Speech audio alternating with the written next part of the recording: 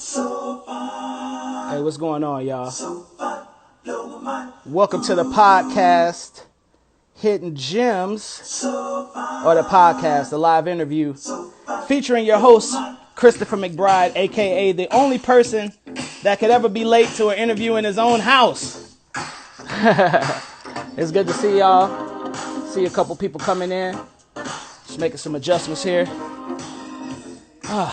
Yeah, man. So it's good to see everybody. Listen, guys. So we got a couple of things happening. First of all, I appreciate y'all checking it out, checking out the podcast. If you want to hear some more music, if you want to see some more people, please hit me up. Let me know who you want to see, who you trying to check out on the pod, all that good stuff. I can only run this. I can run it without your help, but I want it to be a listener-driven exchange. So I hope that you guys can, give me some good info, give me some good feedback, all that great stuff. I really appreciate everybody sharing the flyer. If you want to be a part of the street team, all right, holla at me in the DM. I can give you the flyer in the inbox. I can give you the flyer, through email, whichever way is best for you. But definitely, we're not going to get anywhere without spreading the word. So I appreciate you guys. I'm very excited today to have Nick Payton join me for this live feed or whatever. I've been knowing Nick since I picked up the horn in one way, shape, or form as somebody who I needed to check out regarding the music. But I officially met Nick in Chicago. I went to go see the Chicago Symphony it was Roy Haynes. It was Roy Haynes band, and it was back in I think it was 2001, and Nick Payton and Kenny Garrett was the front line, and it was just the most incredible thing I've ever heard. And so it was super dope to have him, super dope to see him, and we talked a little bit, but I really met Nick. I was on tour with this rock band I used to play with called Afro Zep, and we were in New Orleans, and I stopped through the Blue Now, and Nick was playing organ, which I had no clue, that he played organ at the time. Come to find out he plays multiple instruments, and then but yeah, just seeing him from afar, seeing his work, he really is an incredible artist, one of the geniuses of our time, one of the living legends. So it's going to be super dope to talk with him and talk about some of the new music that he has. So, yeah, man, without further ado, I see Nick just joined us here. So I'm going to send him a request. And, man, I appreciate you guys being here. This is going to be dope. So without further ado, give a round of applause. This is Mr. Nick Payton coming in to join us. Give him a virtual round of applause, everybody. A virtual round. Hey, what's going on, brother? What's up, bro? I had to give you a little intro music, you know what I'm saying? Appreciate that. Yeah, sir. How you doing, man? How you feeling? I'm cool. I'm still celebrating 420. So Yes. I understand that. Yeah, man. I had a little celebration, a little good time. My roommate is an incredible chef, man. She made some food and put us to bed. So yeah, man. Man, it's so many questions that I've written out a couple of questions, but wherever you really want to start at, man, I'm just like I said, I'm grateful to be here with you. And everybody who's checking it out, if you guys have any questions, please, the questions box at the bottom of your screen, shoot some questions.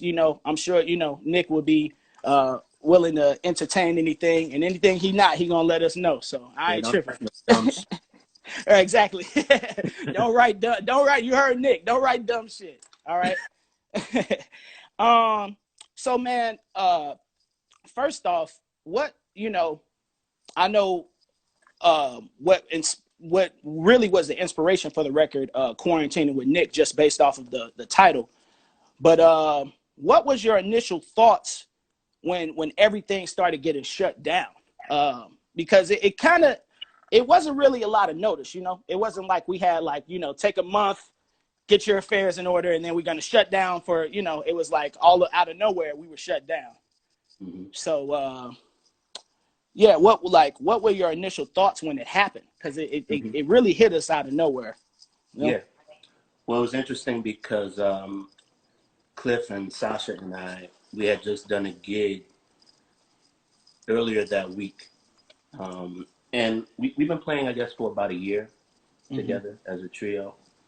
And we talked about doing some recording, but it was hard for all of us to be in the same place at the same time. So when this shit happened, I was like, fuck, let's do it. Because all our gigs were canceled and shit. So we So like, essentially, it provided the opportunity for you guys to get together. Right. Okay. So we got together in my crib that Friday the 13th, March 13th. That was the first session. Yeah. And we recorded for like maybe about 3 hours. Okay. And we did a session about the same length the next Saturday. And that Sunday is when it became like kind of official that the restaurants were closing and everything was basically shut down. So we got it in like right under the wire. And we started mixing that next week. Actually, the album was recorded. Everything you hear pretty much is the sequence of all the shit we recorded. So the first tune is actually the first tune. All first takes, with the exception of maybe one or two things that because of the computers, because we were working with a lot of electronics and computer and the recording software and stuff, sometimes it was glitchy. We had to start over maybe a couple times.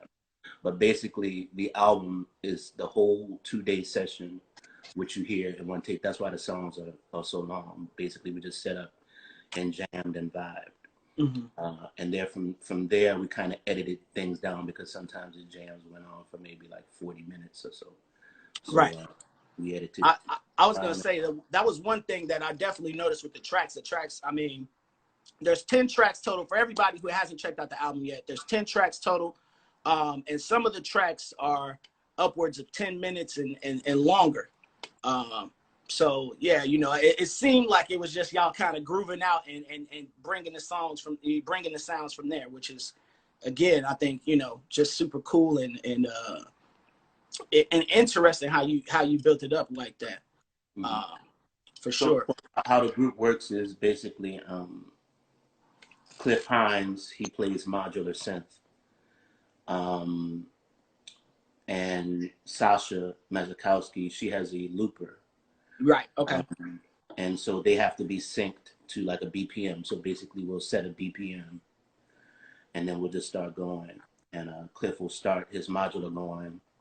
Sasha will probably do a beat or something like that, and then I'll send her like some type of vocal sample. So we pull from things like this cat KT, the Arch Degree.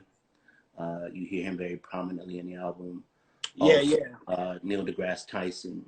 We use Tyson in a couple things. Various things that went viral, like this comedian, which I lifted from Pete Rock's page. And I don't remember all of these people's names. This lady from New Orleans who talks about toilet paper, and that was the impetus for the Charmin shortage. Yeah. That one is a vibe too, man. Like, you know, all of them, but yeah, keep going. I'm you know. Yeah. So from there, yeah, like, you know, once the beat gets going and the vocal samples get going, that sets the tone and the message. And then I just start creating stuff. Either I'll play like synth bass or acoustic bass on the album, Fender Rhodes and various keyboard patches from my computer. And that's basically it. So Sasha creates loops of me in real time, and then I just expound upon that and improvise. And she chops the beats up in real time. Does shorter loops and samples within that and so forth. And Cliff, he uses his modular to sort of interact with that based on the vibe of the tune. So like there's one tune in particular that I felt pretty good about called Sidewalk Swing. And basically how Cliff manages to set up the modular to sound almost like a ride cymbal pattern against the walking bass line. So basically, it's not too much different from, we're like a modern day trio, but as opposed to the piano, bass, drums format, we employ a lot more electronics and shit. Gotcha. But it's the same idea in terms of interaction and responsiveness and improvisation and so forth. Gotcha. With the personnel, one of the questions, because I was going to ask about, this is my first time hearing about Sasha and a little bit about Cliff for that matter. So how did you come and meet those musicians and start to develop that relationship? Mm-hmm. They're both New Orleans musicians. We're all from here. We all went to the same school, although I'm a bit older than them. Yeah. We all went to NOCA at different times. Cliff, I met, through various musicians in town. Mm-hmm. Sasha, I know through her father, Steve Masakowski, who like the first experimental bands I had back in the late 90s. Time Machine, which was my first electronic project, which led to Sonic Trance and all my electronic experimentations later. So her father, Steve Masakowski, great guitarist and composer in his own right. Sasha's his daughter, and she's a great vocalist, and she does solo sets with her looper, and she plays keys, and she's just an amazing force. As well as Cliff, he's a guitarist as well. So we come from kind of like a straight ahead background, but we're also very much into electronic music and beat driven music and stuff like that. So we kind of pull from all these resources to create something very original. Yeah, definitely. And Sasha's very much into bounce music. So a lot of times that heavy 808 sound and stuff like that is very prevalent in the music. I'm not sure. Was it Baby Got Bop? But it was hitting like a New Orleans bop on it. Yeah. And I was like, okay, I hear the vibes. I mean, you got to represent that, man, for sure. Absolutely. Man, there's some weird people in the world. Epstein didn't kill himself. That's odd thing to say in front of the community, but it's all good. Shout out to you. Thanks for coming on. I appreciate it. So getting back to Sasha and Cliff, how important, there's a couple people that came up on my radar, like personally, not that they weren't known before, but I never heard of them until like when you made the album Numbers. That was the first time that I heard of Butcher Brown, you know what I mean? And shout out to them cats wherever they at, man, them dudes. With that being said, how important is it for you to mentor younger musicians to come up? I mean, some people it's like that's a really heavy thing. Other people it's like, look, I just rock with whoever's dope. I don't care how old they are. So how do you fit in that?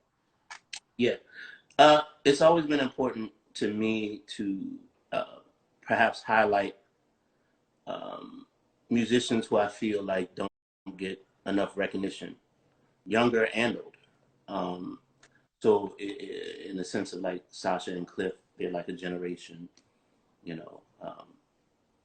after me.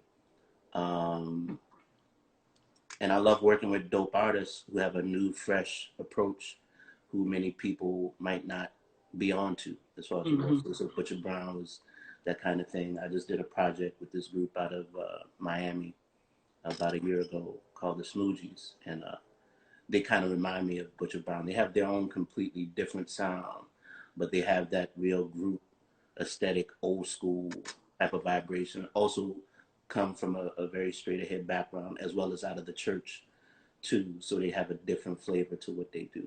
So yeah, I like keeping an ear to the ground of young talent who's coming up, not only to perhaps shine some light on the next generation, but it feeds me as well. I don't want to be stuck in my ideas.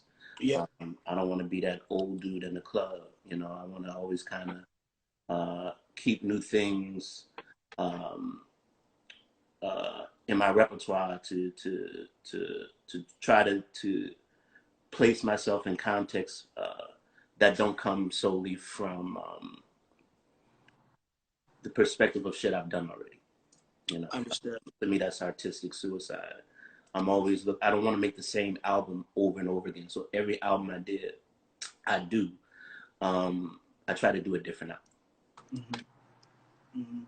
I got you. And not only a different album, but different sounds, different, you know, just different shapes in general, and trying to explore new territory in the music. Exactly. That's to me to the point of an album. Yeah. So the Quarantine with Nick album is somewhat of a spoof, at least especially in terms of the cover art.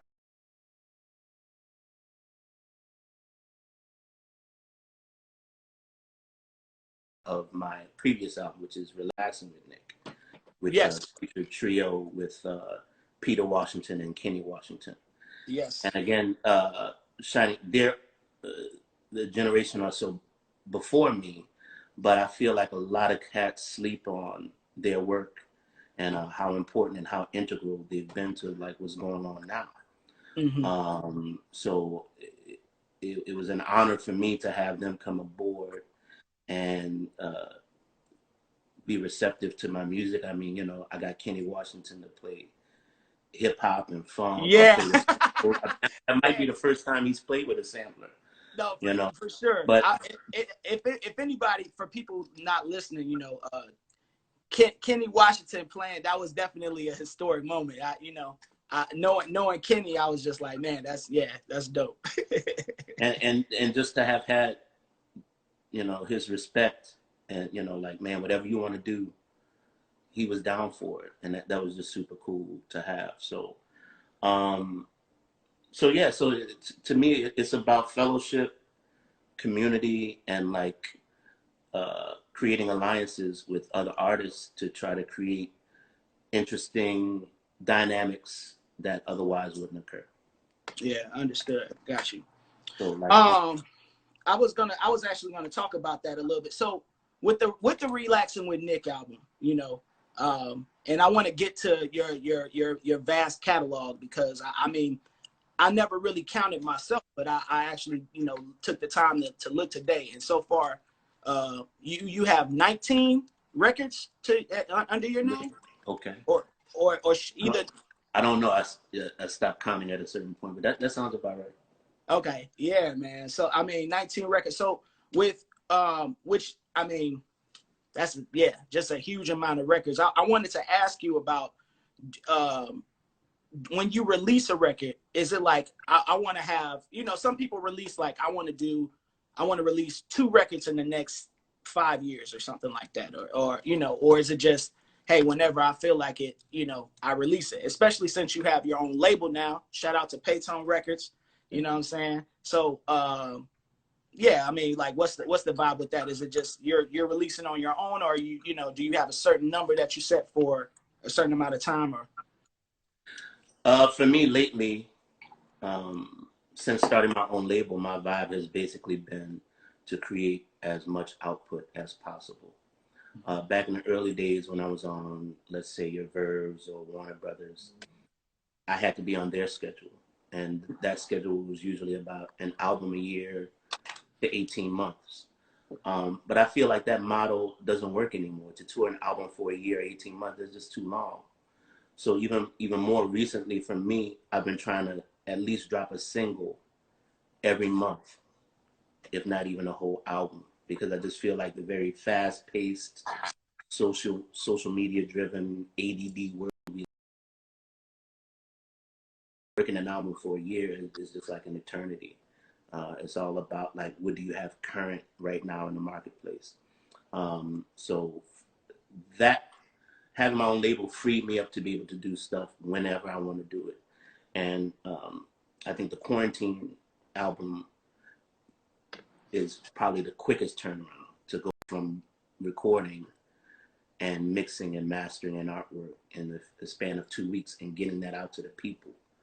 Like, it's what we're able to do with the internet and computers now has definitely shortened the time span in which we have to make a project, and to be able to get it to people directly, immediately, instantaneously. You know, I can create a track, have it mixed, you know, on Monday, have it mixed on Tuesday, have it mastered on Wednesday, artwork, post, upload on Thursday for a Friday release.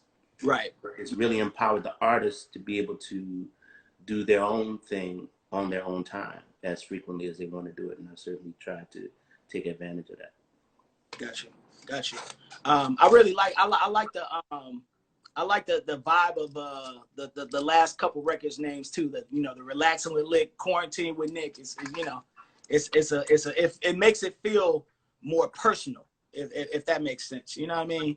Yeah. Like, you know, you feel a little bit in your world. Now let's talk a little bit. You know, I'm sure you were watching too, or at least heard of it. But you know, we saw the first battle, right? The first battle with Teddy and Babyface.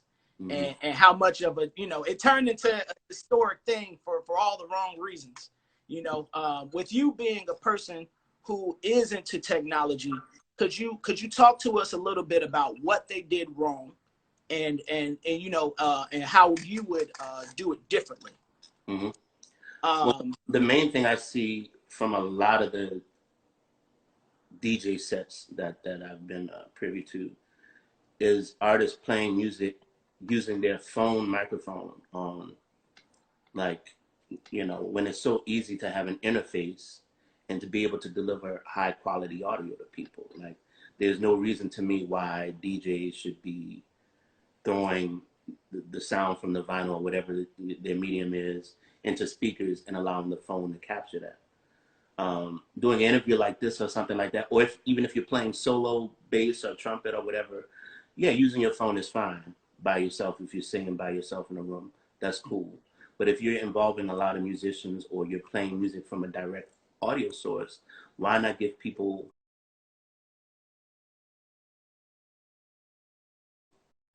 the direct signal so they can listen on their headphones and have a quality experience? It's already enough that we're missing the personal connection of being able to be in the room. So at the very least, I think we should just take that extra step to provide people with high quality direct audio. I know a lot of people, you know, this quarantine caught them off guard. So for musicians who are looking to do more shows in their at home, you know, because I know there's a lot of people watching right now. For people who are looking to do more in their home, sound wise, what would you recommend? You know, that goes. Sure. You really don't need much. A good digital audio workstation like Logic or Pro Tools or Ableton. And I'm not endorsed by any of these companies, but just to say what's out there.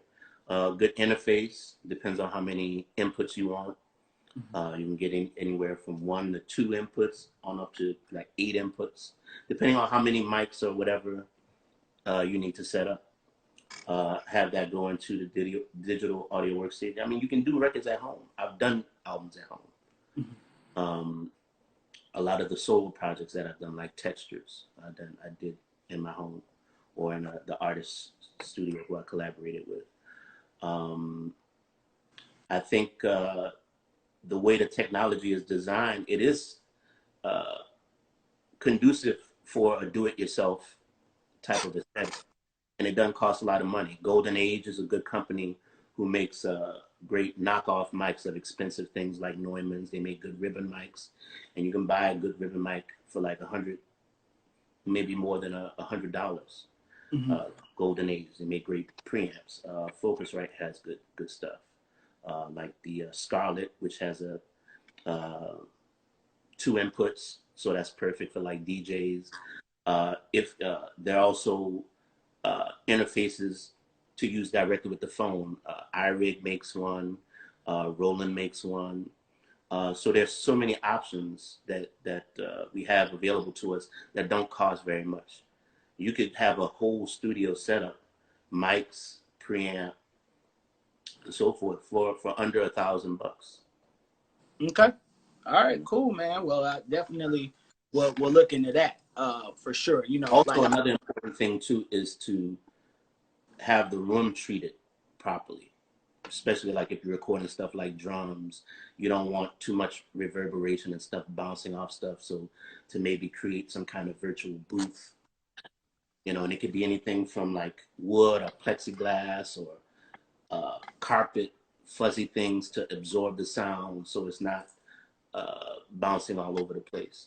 I saw yesterday in your live setup, you have a lot of those wall things that absorb the sound in the studio, but there were a couple spread out in the room, you know. And and the sound for the live feed, that the live concert you did was on. It was pristine, you know. Thanks. Well, yeah, the show we did yesterday, we actually did in the studio I work with all the time, Parlor Studio. And it's engineer Mac Major, who's engineered most of my projects as of the last year or so.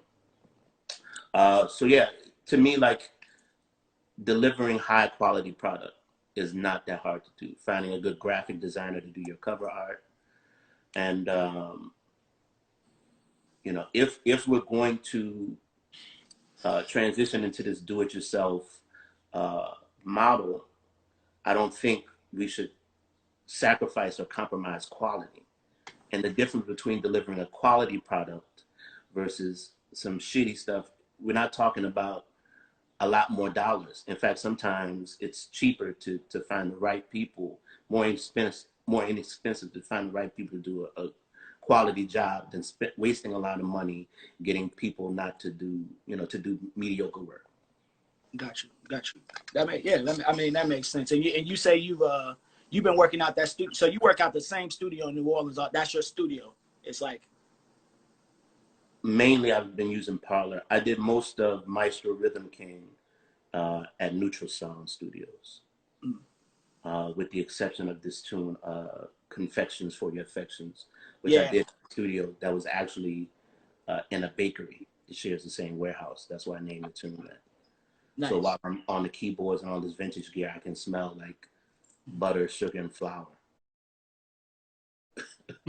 I just use that and put that into the art. That's really how I work. Like, I'm fed by my environment and things that are going around, be it from the Quarantine album or that Confection song. The stuff that that I have immediately in my disposal or in my environment, I try to translate that into music. Got you. That makes sense. I wanted to ask, man, it's you know, a couple of questions. I want to make sure that we ain't got nobody. Okay, I see one. I'm gonna pop up a fan question. All right, okay. Here we go. It's coming at you. Here it is.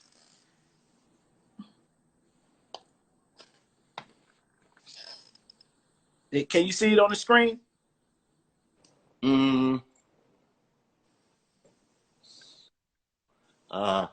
No, I can't really see it because it's like over my face. Okay. So it says, what does your inner conversation sound like while practicing? And does it change depending on material? I don't know. I don't know what an inner conversation is, but maybe you do. Well, what I'm thinking while I'm practicing, if that's the question, for me, where practice differs from performance is that in my practice time is where I'm super analytical. And my practice is very regimented. Like, there's nothing really sexy about it at all. Like, I practice the same shit I've been practicing since I started. The Clark book, the Arbenz book, if we're talking trumpet stuff, and all the basic warm-ups and things, Chickowitz flow studies. So my routine basically consists of Chickowitz flow studies to start. The Clark exercises 1 and 2 with the corresponding etudes after that. The Goldman staccato tonguing exercise on pages 44 and 45 of the Arbenz book.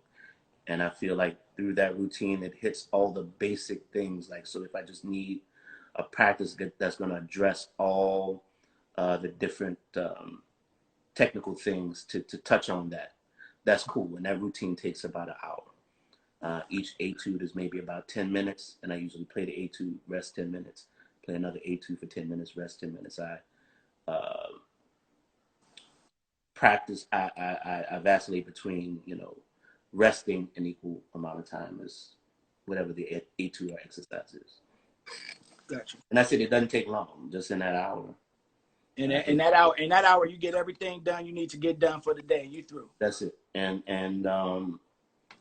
from there, you know, that keeps my chops in shape to be able to condition myself to be able to perform. That's what practicing it is. And that's why I'm analytical. I'm checking my articulation, my breathing, my form, all those things, to be in that analytical headspace. So then when I perform, I don't have to think at all. Right. That's what practicing allows me. That discipline allows me the freedom on the stage to not have to think and just be free and not have to worry about whatever I'm hearing, the execution of it. And in the formative years, I did a lot of, you know, transcriptions and stuff like that. I don't really do too much of that anymore. But, you know, hearing certain patterns and scales and things and how certain notes work over certain chords and so forth. But at this point in my development, it's basically about just upkeep and expanding my ability to technically be facile. Yeah. I understand. Now, a lot of the stuff translates because I play different instruments, translates from instrument to instrument. So some things that I might be working on technically or theoretically on the keyboard translates to trumpet, vice versa to the bass. So all these different instruments to help different aspects of my overall musicianship. So once, you know, a lot of people ask me, like, how do you practice all those things? I don't necessarily practice every instrument I play every day, but there's an awareness of the relationship of those instruments to one another. And the work that I do on one instrument, I'm covering the other instruments as well. All I have to see is how these instruments relate to one another. So I don't have to do the same work on every instrument every day. Interesting. So okay, because I was gonna ask that. First of all, how many instruments do you play? Are they? You know, I've seen you play bass. Of course, I've seen you play keys. I think I've seen you play drums at Smoke once. I can't remember. I can't quite remember. I know you have played trombone. That was one of your first gigs. Was on a ship, and I think Trombone Shorty's brother made you get a trombone or something like that. He didn't want you to play the trumpet. Yeah. So how many instruments do you play? I haven't counted, but and I'm not going to cheat like Prince by counting each keyboard instrument as a different. But I play keys, bass, drums, trombone, tuba, some reeds, more alto than maybe anything else. Right. In fact, shout out to Lee Konitz, who Rest in peace to Lee Konitz, man. Yeah.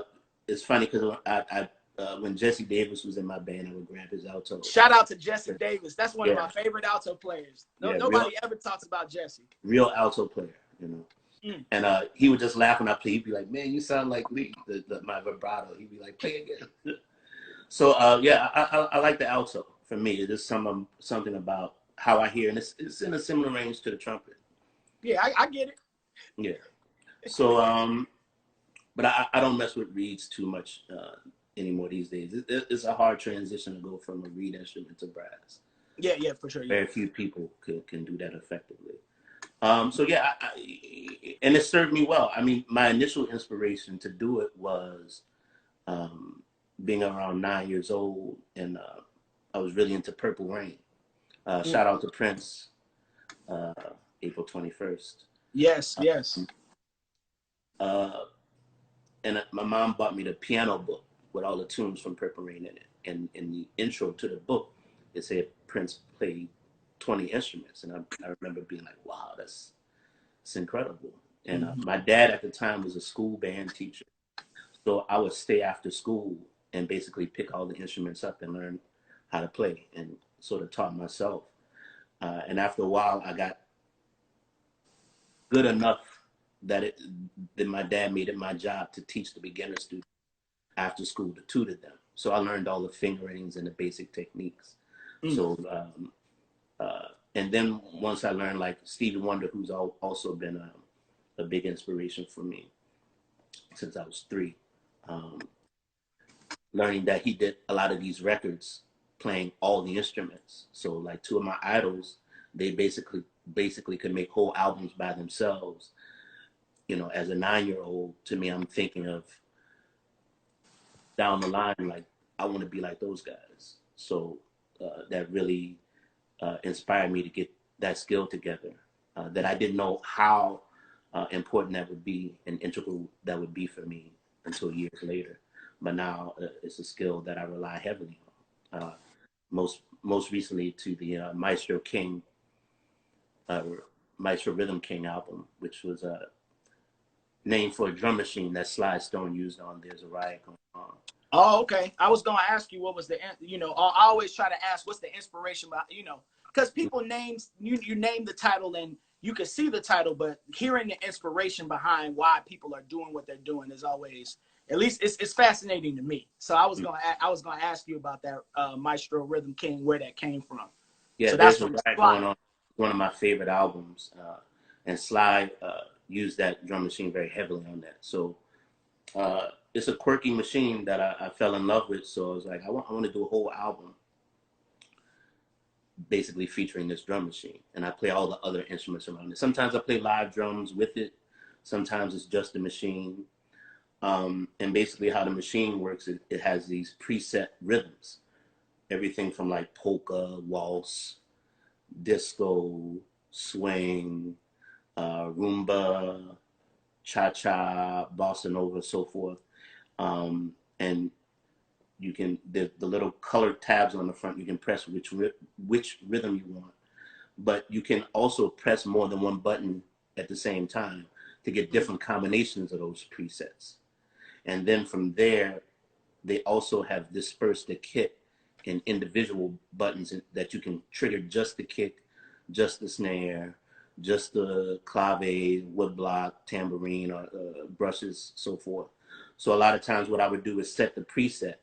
Now, the thing is, a lot of times, particularly with beat-driven or dance music that I create, I like to have it to a click, just to keep everything stabilized. It's also easier for editing. It's easier for mixing if DJs are playing music to lock tempo with other albums and so forth. And it also helps to establish a solid ground for me if I'm building the track by myself. The interesting thing about the Maestro Rhythm King, though, is it has a tempo, a speed dial, but it's not locked to a specific BPM. So you can set it close to 80 BPM, but there's a very human element. It doesn't stay exactly 80. So what I would find myself having to do is like create a 2 or 4 bar loop of it, you know, and copying and pasting that to create the feel of it being a solid BPM. And then I build the track from there. What's the Sly album that gave you this inspiration? Because I wanna make sure I check it out. Yeah, There's a Riot Going On, which was Sly's. There's a Riot Going On, which was Sly's answer to Marvin Gaye's "What's Going On," and Sly was like, "There's a riot going on." Say, what's going on? A riot.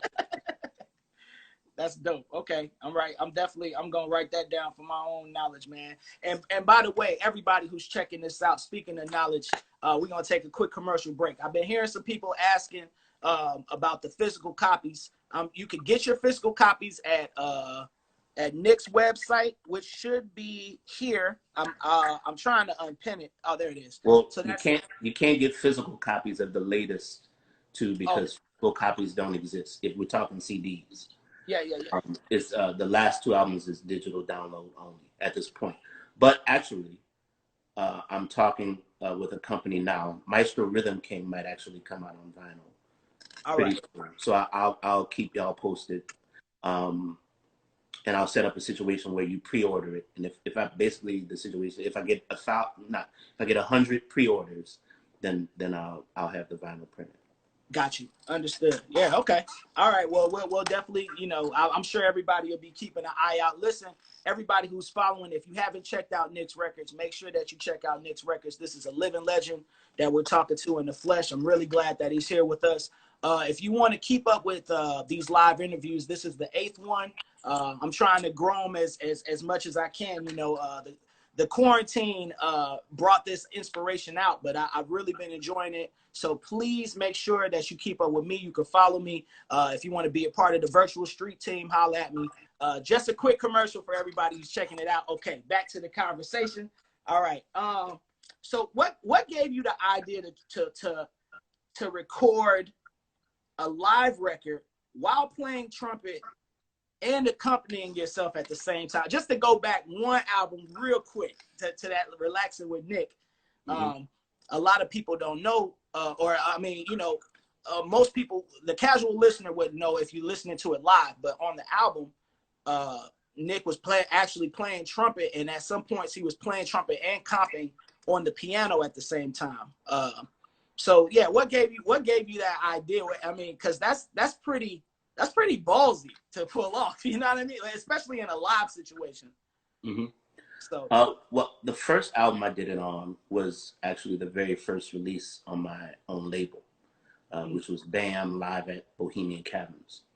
And that was with a trio with Vicente Archer and Lenny White. But that came out in 2012.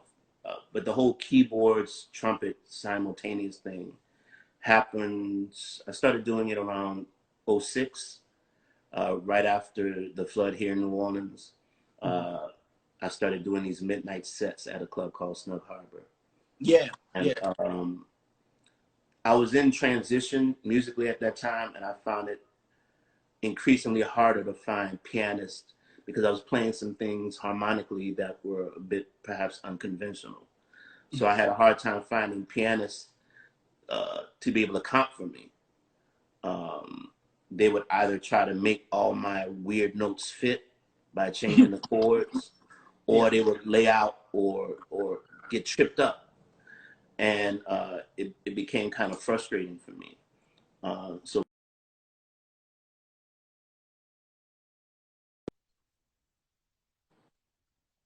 and not getting my own way.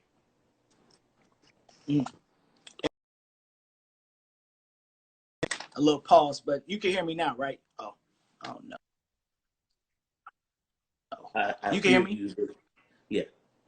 Okay. Yeah. Sorry about that. We had a little pause. All right. So here's another question I have for you. So you've been all over the world. I mean, you've been touring for, I mean, you know, decades at this point. What's an underrated city that you love to play? Like, where, you know, in the world, like a spot where you like, man, every time I come here, it's love, it's lit. Like, what's a city like that for you? San Sebastian, Spain. The Basque region. I just love the vibe there. It reminds me of New Orleans, and maybe a lot of my favorite cities are kind of like that. That might speak to my bias. San Sebastian is definitely up there for me. It's like at that spot. I've actually been there. They do like the 2-hour siesta, right? Yes. Something like that in the middle of the day. Yeah. They just shut everything. Shut down. They stay open late. Restaurants open at 10 o'clock at night. Gotcha. You know, it's like a musician's haven. You know. Yeah, it's definitely a vibe there, man. Do you have a club that you love to play? You know, a club that every time you play, you like, yeah, this is the vibe. The prime example is a joint in New Orleans, run by this cat Julius Kimbrough. He used to have the joint across the street, which we used to play back in the 90s, called the Showcase Lounge. But the Showcase Lounge is now a strip joint. And now he has the joint across the street, the prime example. And it's really like one of the last vestiges of the old school club. You know, it's right in the hood, black neighborhood. You know, black people come out, a lot of older black folks, the folks who grew up when this music was a vibrant part of the community. And that's not to say that I don't appreciate people of all racial demographics checking out the music, but I think all too often Black people don't come out to appreciate this music as much as I see some others for various reasons. But prime example reminds me of how clubs used to be back in the day. And the owner, he really loves the music. He's a fan of the music first, supports the music, and it's really a labor of love for him. And it just has that vibe to it. And it's one of my favorite places to play in the world. Very intimate spot. What's the name of the spot again? The Prime Example. Prime Example. All right. So you know, since you said the club owner's name out loud, you know, you might be hearing from some folks. Yo, can we play the Prime Example out of New Orleans? Yeah, man, it's a vibe.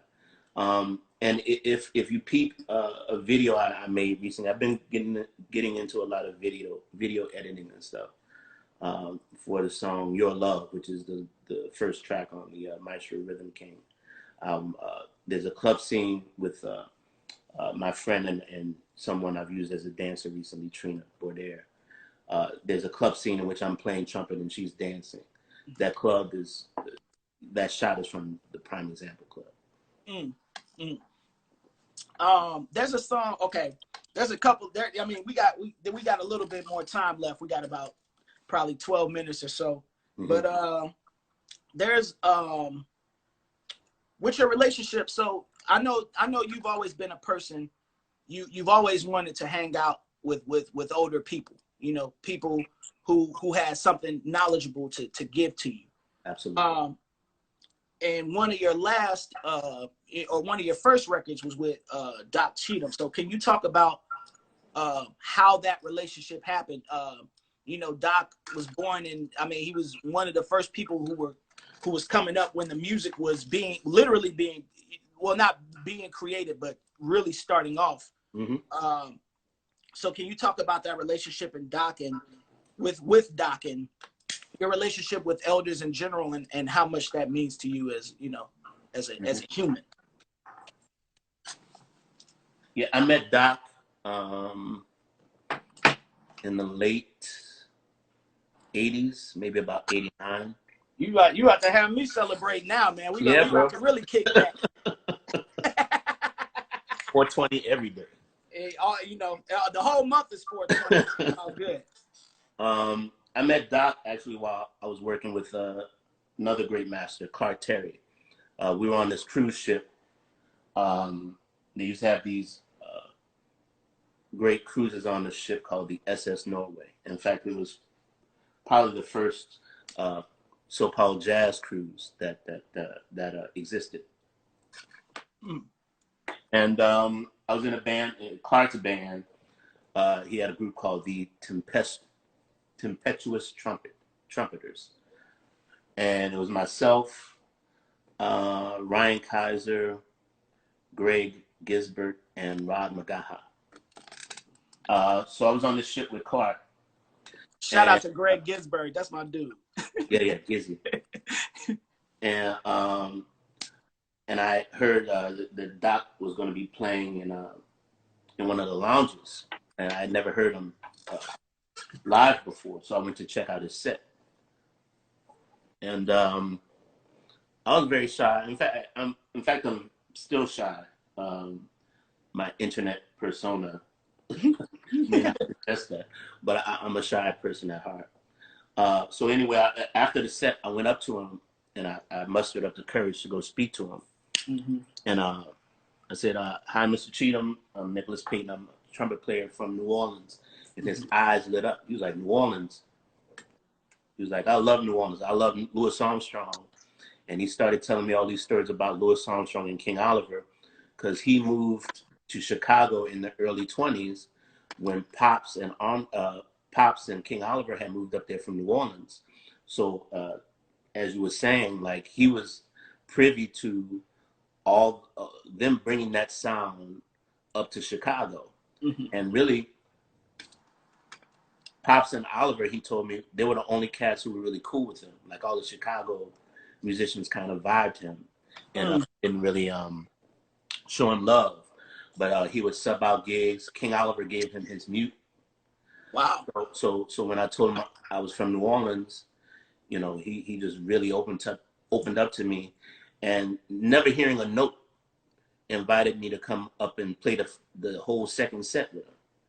And that was the beginning of our relationship that would last the last 10 or so years of his life.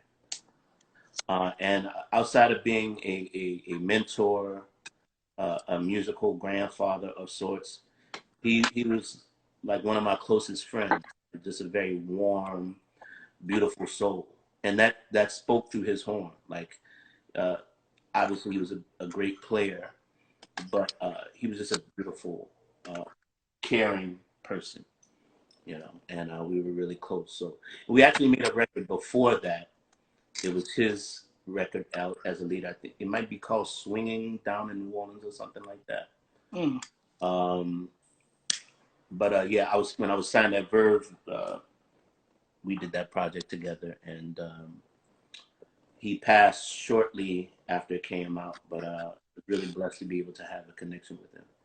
Yeah, definitely, man. I mean, it's always not that we need validation, but I feel like it's always super dope when somebody who you're looking up to and says, hey, you know, that was great, you know what I mean, and keep at it, man.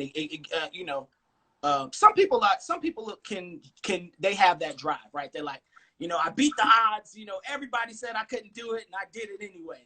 But you know, other people, it's like, it's nice to have that validation, like, okay, I'm on the right path, you know what I'm saying? Yeah. Because imagine doing something and everybody around you is like, give up, this is terrible, like, you know what I mean? And I've had a lot of that too.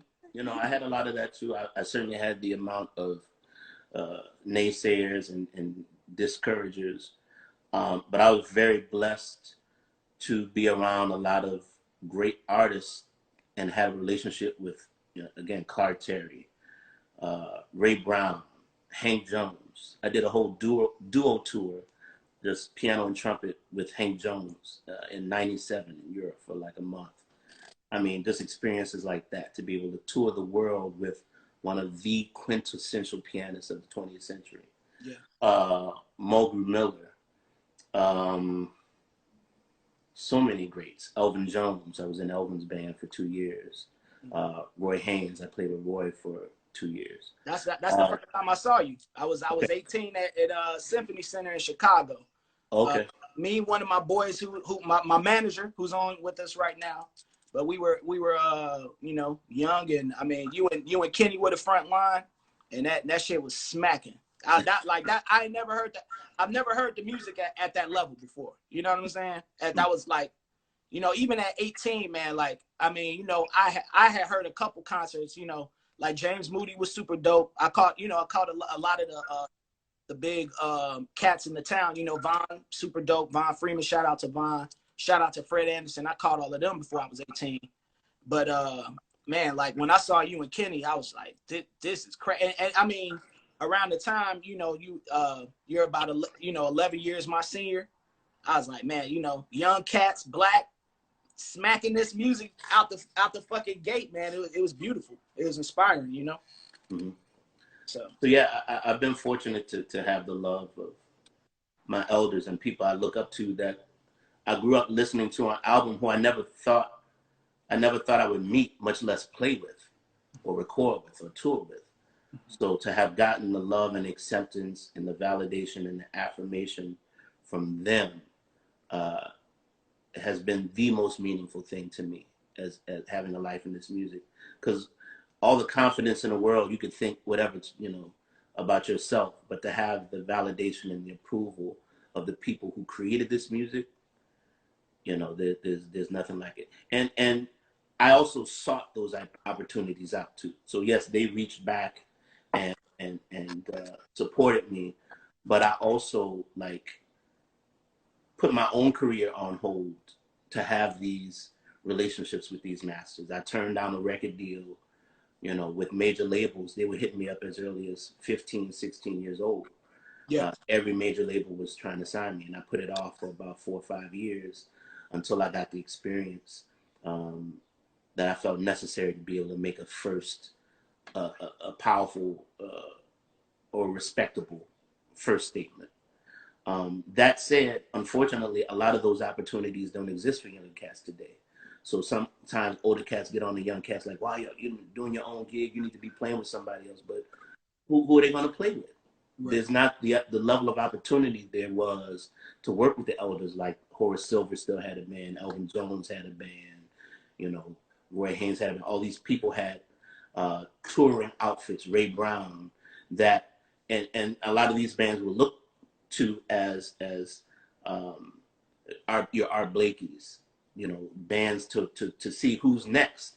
The elders would decide who's next, and now, you know, those opportunities are few and far between, and that's also another reason why I've made a great effort to try to reach back and do for me like my elders did, and take people under my wing, even sometimes before they may be ready or they haven't gained that personal experience, to make a sacrifice on my own personal desires to maybe sacrifice that for the greater good, and invest in that in a younger talent that is going to be one of the prominent voices out here. And to have been a part of so many cats who are doing great things now, it makes me feel proud to see them doing their thing, like the Butcher Brown cats who just completely, you know, setting the world on fire right now. Corey Fonville, I was the first cat to take him out on the road. I met him when I was going to a teacher master class at the Brubeck Institute out in Stockton. And he was still in school. I wanted to use him then, but he was like, "Nah, I got to finish my program." So as soon as it ended, I called him and I took him on the road. We did a lot of cats know Corey for the pocket, which is, I mean, Corey can play it all. Corey can play everything. Yeah, he's got a nice tip. Yeah. Don't get it twisted that he's just a pocket player, because he'll smash your ass on some swing. Yeah. That's one of my favorite drummers, man. Shout out to Corey Fonville, man. Yeah. For sure, man. I mean, I know it's about 1:29. I know Instagram real good at kicking me off, man. But I mean, like I said, I'm so grateful for your time. Thank you for dropping the knowledge and the gems that you dropped. Everybody, if you haven't checked out these last two records, Quarantining with Nick, it's a banger. I got it right here. Maestro, Rhythm King, check both of those out. Beautiful records. And check out the rest of the catalog. For me, that Dear Lewis, man, was just, you know, that's one of my favorite records and one of my favorite ballads I've ever heard. Dear Lewis. Thank you, man. You know, that was it for me, man. And speaking of, you know, you could keep checking out these live interviews. On Friday, I'm going to invite up Jared Schill, who's assistant professor of music education at Berkeley. We're going to talk about the jazz records that led to the great hip hop sample. So we're going to be talking a lot about sampling. So I highly recommend it for people who want to get into jazz more, might not know enough. You know, if you want to support Nick, go to the website at the bottom of the screen. You know, he has Venmo, he has PayPal, all that great stuff, just like the rest of us, you know. We got 2 minutes left. I'm trying to think of anything else. I think that's it. Nick, you got anything you want to throw out there? I just want to say to the artists of today, you know, we have to be resourceful and have a lot of ingenuity how to figure out basically how to sustain our living that we can't tour. Being that I grew up in New Orleans and my first gigs were playing with the tip jar out in the French Quarter, Jackson Square, Bourbon Street, and so forth. So it's funny how this is a full circle moment. Now we're doing like lives and using Venmo. It's basically the virtual tip jar. So it's basically like I'm back on the street hustling again, which is kind of cool. I dig it. So I just think now we're primed for the artists to do it yourself. And this quarantine has forced us, because of social distancing measures and so forth, to have to do that. So, you know, I know when everybody's at a different space, I don't think people should feel pressure to have to be more productive than maybe how they feel right now. Different people are processing this in different ways. Some people throw themselves into their work. Some people need a little bit more time, and it's all cool. But I do think that as artists, we have a responsibility socially and artistically to use what's before us and to put that in the music. It's not only therapy for our listeners, but it's therapy for us. When I go live, this is as much for me as it is for whoever's tuning in. It's gonna cut us off. Let's come back though. Let's wrap up. Let's come back. Right. I'm gonna get you right back. Okay. All right. And we coming right back.